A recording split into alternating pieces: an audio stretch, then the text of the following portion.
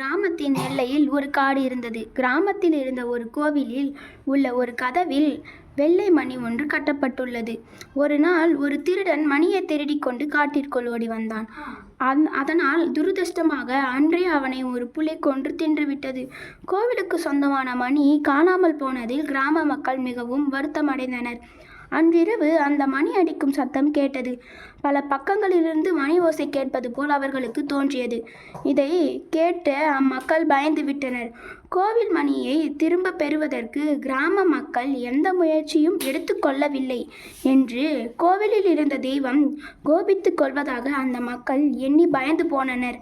மறுநாள் கிராம மக்கள் சிலர் மணியை தேடி காட்டிற்குள் சென்றனர். ஆனால் மணி எங்கே இருக்கிறது என்பதை அவர்களால் கண்டுபிடிக்க முடியவில்லை.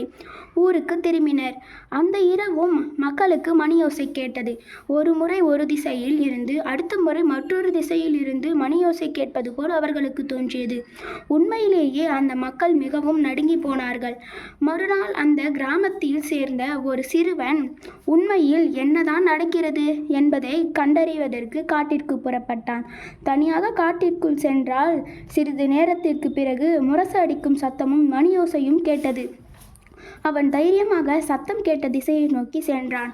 அங்கு ஒரு குரங்கு கூட்டம் ஒரு முரசு, ஒரு மணி, சில உடும்புகள் ஆகியவற்றை கொண்டு விளையாடி கொண்டிருப்பதை கண்டான். குரங்குதான் மணியை அடித்து ஓசை எழுப்புகிறது. மரத்திற்கு மரம் தாவுவதால் மணி ஓசை வெவ்வேறு திசைகளில் இருந்து கேட்கிறது என்பதையும் சிறுவன் உணர்ந்து கொண்டான். அவன் அங்கேயே பொறுமையாக காத்து கொண்டிருந்தான். ஒரு குரங்கு மணியை வைத்து விளையாடுவதாக அந்த கூட்டத்தில் இருந்து பிரிந்து வந்து ஒரு மரத்தில் உட்கார்ந்தது. இதற்கு காத்திருந்த சிறுவன் குரங்கின் எதிரிலே ஒரு பழத்தையும் கொட்டைகளையும் வீசி எறிந்தான். சிறிது நேரத்திற்கு பிறகு குரங்கு பழங்களையும் கொட்டைகளையும் பார்த்து அவற்றை எடுப்பதற்காக மரத்திலிருந்து இறங்கியது.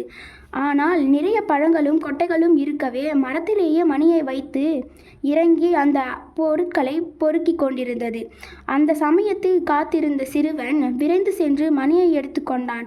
கிராமத்திற்கு ஓடி வந்து காட்டில் உண்மையில் என்ன நடக்கிறது என்பதை கிராம மக்களிடம் விவரமாக எடுத்து கூறினான். சூழலை உணர்ந்து சிந்தித்து செயல்பட சிறுவனை அனைவரும் பாராட்டினார்கள். மாரல் ஆஃப் ஸ்டோரி: பகுத்தறிவு விளக்கை ஏற்று மூட நம்பிக்கை இருளை ஓட்டு.